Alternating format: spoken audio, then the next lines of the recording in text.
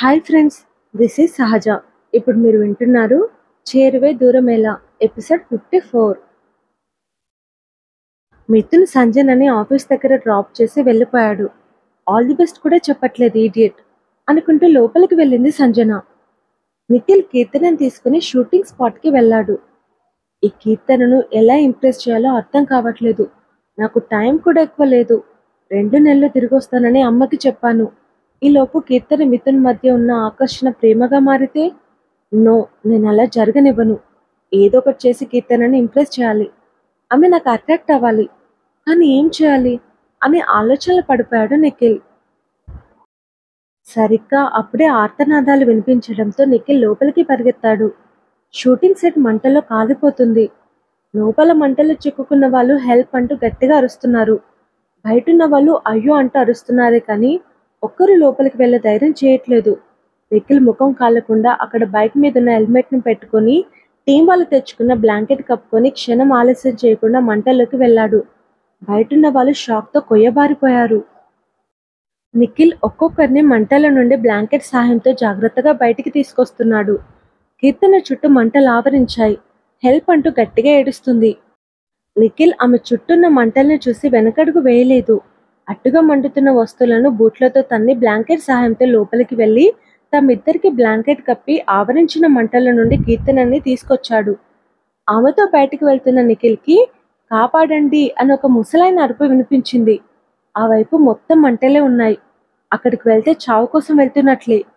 నిఖిల్ గబగబా కీర్తనను బయటికి తీసుకొచ్చి లోపలికి వెళ్తుంటే అక్కడికి వెళ్తే చచ్చిపోతావు, వద్దు అని కీర్తన గట్టిగా అర్చన వినిపించుకోకుండా నిఖిల్ ఆ ముసలాయన ఉన్న ప్లేస్కి వెళ్ళాడు. అడ్డుగా ఉన్న అగ్నిశిఖలను బ్లాంకెట్ సాయంతో అడ్డు తొలగించి ఆకాస్త స్థలం నుండి లోపలికి వెళ్లి ముసలాయనకు బ్లాంకెట్ కప్పి ముందుగా అతనిని బయటికి నెట్టాడు. ఆ తర్వాత తను వస్తుంటే నిఖిల్ బ్యాక్ జాకెట్కి మంటలు అంటుకున్నాయి. ముసలాయనను కాపాడాలని నిఖిల్ ఆ మంటలను భరిస్తూ బయటికి తీసుకొస్తుంటే అతని చేతులకి కాళ్ళకి మంటలు అంటుకున్నాయి. పడిపోయే పరిస్థితిలో ఉన్నా కూడా నిఖిల్ ముసలాయనను బయటికి తీసుకొచ్చి మంటలతో కింద పడిపోయాడు. అందరూ గట్టిగా అరిచారు. అప్పటికే పంపుతో ఫైర్ మీద కొడుతున్న వాళ్ళు నీళ్ళని నిఖిల్ మీద కొట్టగా మంటలు ఆరిపోయాయి. గాయపడిన వాళ్ళకి ట్రీట్మెంట్ చేస్తున్న డాక్టర్ నిఖిల్ని అంబులెన్స్లో ఎక్కించి నిఖిల్కి ఉన్న హెల్మెట్ తీశాడు. అక్కడ నిలబడిన కీర్తన నిఖిల్ మొహాన్ని చూసి షాక్ అయింది. అంబులెన్స్ కదులుతుండటంతో వెంటనే కీర్తన అంబులెన్స్ ఎక్కింది. అంబులెన్స్ హాస్పిటల్ వైపు వెళ్తుంది. డాక్టర్ అంబులెన్స్లోనే నిఖిల్కి ట్రీట్మెంట్ స్టార్ట్ చేశాడు. ప్రమాదమా డాక్టర్? భయంగా అడిగింది కీర్తన. అతను వేసుకున్న జాకెట్, జీన్స్ ఫైర్ని చర్మం లోపలికి చేరనివ్వలేదు. పైపై గాయాలంతే, ప్రమాదం ఏమీ లేదు అని చెప్పాడు. కీర్తన గాఢంగా ఊపిరి పీల్చుకుంది. నిఖిల్ని హాస్పిటల్లో అడ్మిట్ చేశారు. కాసేపటికి నిఖిల్ స్పృహలోకి వచ్చాడు. అతని పక్కన కూర్చున్న కీర్తన, ఎందుకింత రిస్క్ చేశావు అని అడిగింది. నా కళ్ళ ముందు ఎవరైనా కష్టపడితేనే చూడలేను. ఇక ప్రాణాలు పోతుంటే నేను ఎలా చూస్తుండగలను? నా వల్ల కాదు. అయినా నేనేం గొప్ప పని చేయలేదు. ఒక మనిషిగా ఇది నా బాధ్యత అని చెప్పాడు నిఖిల్. నీకేమైనా అయ్యుంటే అని అడిగింది కీర్తన.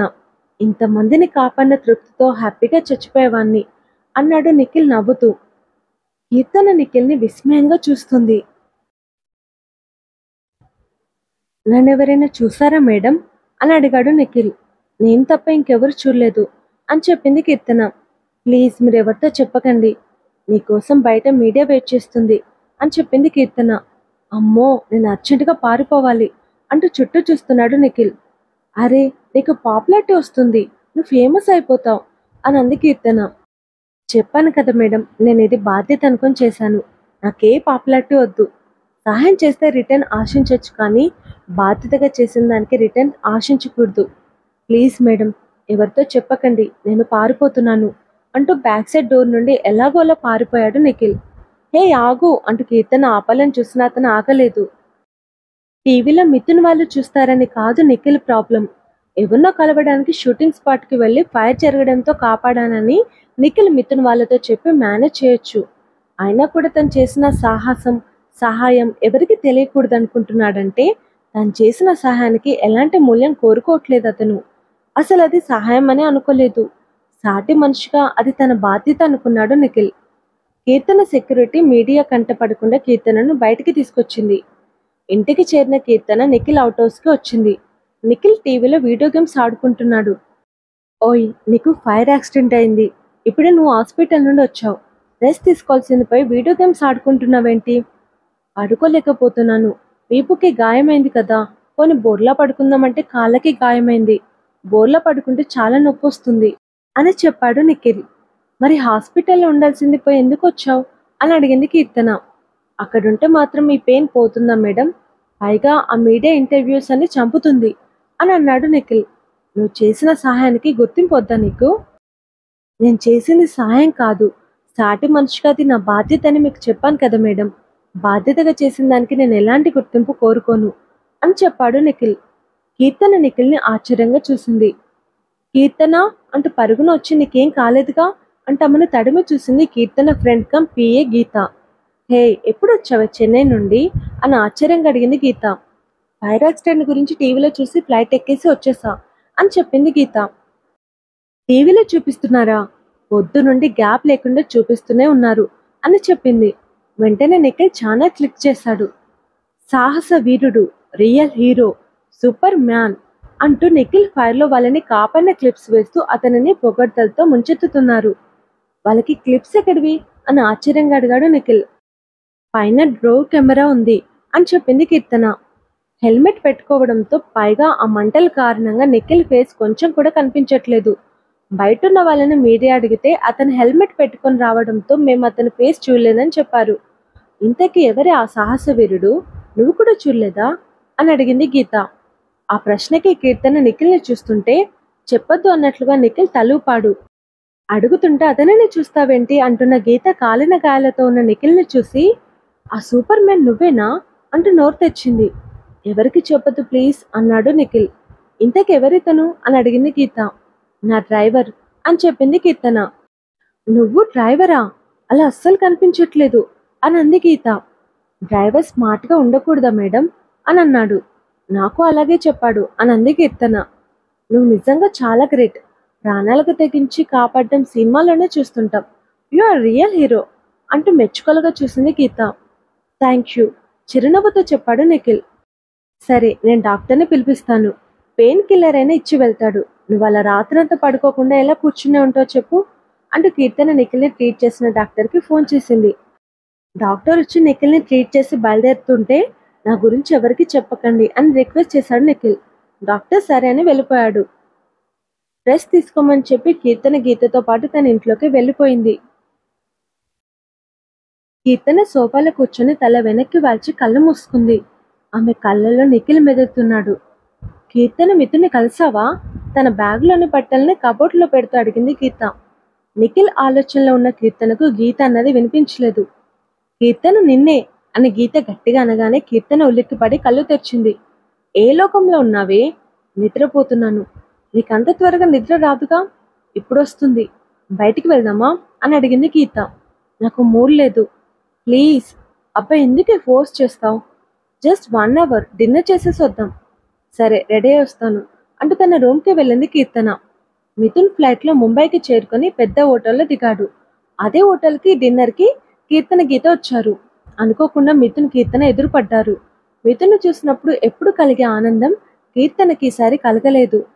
ఎందుకనని ఆమె ఆలోచిస్తుంటే అక్కడున్న వాళ్ళంతా కీర్తన మిథున్ని ఫోన్లో బంధించారు. అది చూసిన మిథున్ కీర్తన ఇబ్బందిగా అక్కడి నుండి వెళ్ళిపోయారు.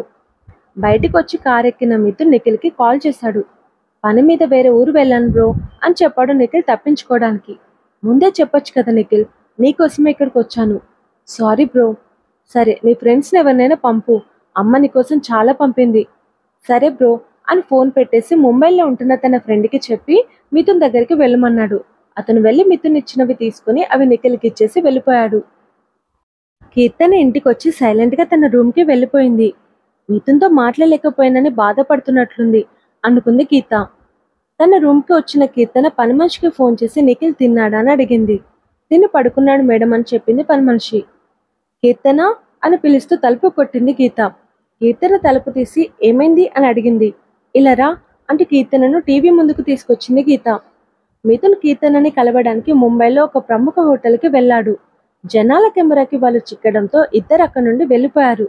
దీన్ని బట్టి తెలిసిపోతుంది వాళ్ళు లవర్స్ అనేది నిజమని అని టీవీ రిపోర్టర్ చెప్తుంటే కోపంతో కీర్తన ముఖం ఎర్రబడింది. హౌ డేర్ షీ అని కోపంతో కళ్ళు పెద్దవి చేసిన కీర్తనను ఆశ్చర్యంగా చూస్తూ, నిన్నటి వరకు మీ గురించి న్యూస్ చూసి ఆనందపడినదానివి ఇప్పుడెందుకు కోపం తెచ్చుకుంటున్నావు అని అడిగింది గీత. ఎందుకో కీర్తన కూడా అంతు పట్టట్లేదు. సైలెంట్గా తన గదిలోకి వెళ్ళి బెడ్ మీద వాలిపోయింది. కళ్ళు తెరిచిన నిఖిల్, కళ్ళు మూసిన నిఖిల్. మిథున్ కూడా ఆమెకు ఎప్పుడు ఇంతగా గుర్తుకు రాలేదు. నిఖిల్ని చూడాలనిపించి విండో తెరిచింది. నిఖిల్ హాయిగా పడుకున్నాడు. కీర్తన అతనిని అలాగే చూస్తుండిపోయింది. సంజన, లలిత టీవీ పెట్టుకొని చూస్తున్నారు. సీరియల్లో యాడ్స్ రావడంతో ఛానల్ మారుస్తున్న సంజనకి ఒక ఛానల్లో మిథున్ ఫోటో చూసి ఆగిపోయింది. న్యూస్ విన్న ఇద్దరు హతాశులయ్యారు. అంటే మిథున్ నిఖిల్ సాకుతో కీర్తన కోసం వెళ్ళాడా అంటూ సంజన ఏడ్చింది. ఏడిస్తూ నువ్వు ఇలాగే కూర్చో, అరే దాని మీద ఉన్న అట్రాక్షన్ నీ మీదకి తిప్పుకోవే అంటే అసలు వాడితో ఒక్క మాటన మాట్లాడుతున్నావా అని మందలించింది లలిత. మిథున్ నన్ను పట్టించుకోవట్లేదు ఆంటీ, ఇక నేను ఎలా మాట్లాడను అనంది సంజన ఏడుస్తూనే. ఇక నేనే ఏదో ఒకటి చేయాలి అనంది లలిత. ఏం చేస్తారు? మీ పెళ్ళి. వాట్? నాతో పెళ్లికి మిథున్ ఎలా ఒప్పుకుంటాడాంటీ? ఎమోషనల్ బ్లాక్మెయిల్ చేసైనా ఒప్పిస్తాను అనంది లలిత. వద్దాంటీ, మిథున్ నన్ను ఇష్టపడి పెళ్లి చేసుకోవాలి. మిథున్కి నేనంటే అస్సలు ఇష్టం లేదు అనంది లలిత. పెళ్లి చేసుకున్నాక ఇష్టపడతాడు. తప్ప ఆంటీ, మిథున్ మనసు చంపుకొని నన్ను పెళ్లి చేసుకోవడం నాకు ఇష్టం లేదు. ఈ పెళ్లికి మిథున్ ఒప్పుకున్నా నేను ఒప్పుకోను అని కరాఖండిగా చెప్పి తన రూమ్లోకి వెళ్ళిపోయింది సంజన. లలిత తల పట్టుకుని కూర్చుంది. కీర్తన 9 అయింది, లేవవే, ఈరోజు షూటింగ్కి వెళ్ళవా అని గీత అనగానే కీర్తన ఒక్కసారిగా లేచి కూర్చుంది. ఏంటి ఈ మొద్దు నిద్ర? రాత్రి లేటుగా పడుకున్నాను. ఏం చేసావు? నిఖిల్ని చూస్తూ ఉన్నాను అని మనసులో అనుకుని నిద్ర పట్టలేదు అని చెప్పింది కీర్తన. సరే వెళ్ళి రెడీ అవు, 2 రోజుల్లో నిఖిల్ రికవర్ అవుతాడు, అప్పటి వరకు నేనే కార్ డ్రైవ్ చేస్తాను అని అంది గీత. ఓకే అంటూ వాష్రూమ్కి వెళ్ళింది కీర్తన. ఆ తర్వాత జరగబోయేది నెక్స్ట్ ఎపిసోడ్లో తెలుసుకుందాం. Thank you, bye.